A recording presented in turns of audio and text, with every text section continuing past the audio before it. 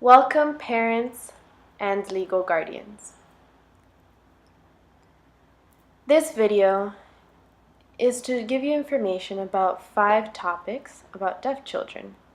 First-time parents, this is to give you information about your deaf child, not to make you feel stressed.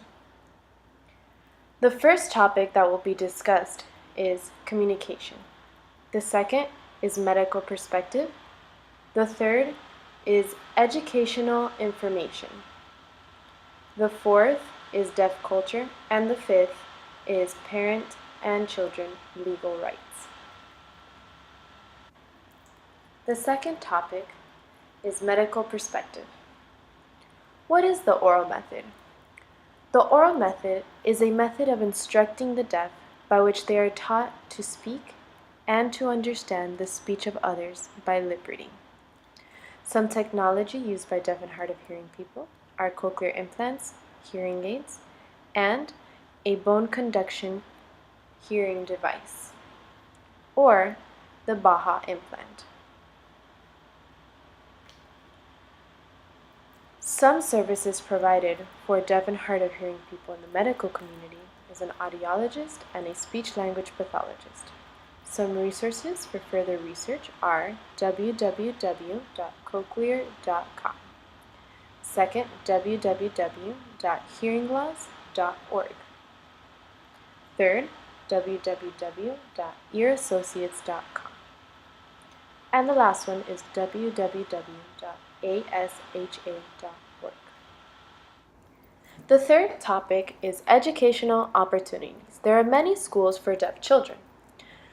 The first school would be preschool programs.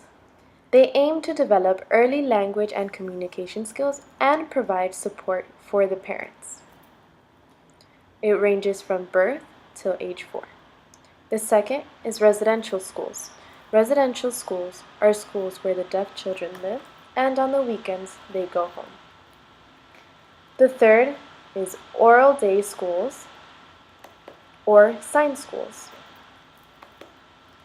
Oral day schools focus more on auditory and oral skills, and sign day schools use sign language. The fourth, mainstreaming or public school, is when a deaf or hard of hearing student attends a local public school with hearing students. The last one is homeschool environment. They are educated by parents outside of formal school. Some resources are the first, www.signingsavvy.com. The second is www.clarkschools.org. And the third is www.raisingdeafkids.org.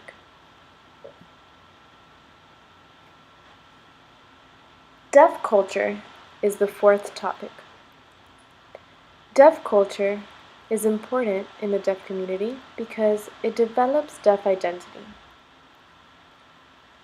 Their preferred mode of communication is American Sign Language. They hold many traditions.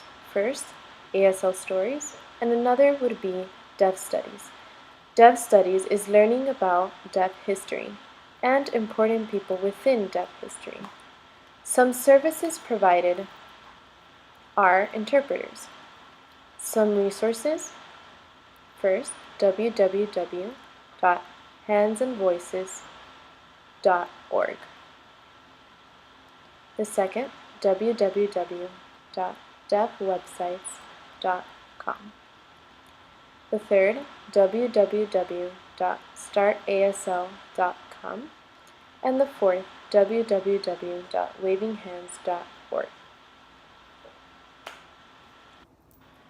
The fifth topic is parents, legal guardians, and children's rights. It is important to remember to advocate for deaf children. There's 3 laws that protect deaf children. The first is the IDA, Individuals with Disabilities Act.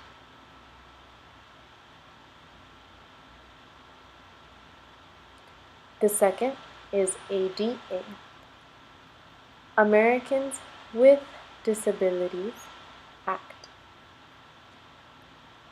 And the third is Section 504 of the Rehabilitation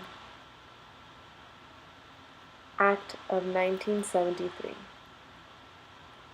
Some resources for further research are www.gallaudet.edu, the second www.sites.ed.gov, the third www.ada.gov, and the fourth www.dol.gov.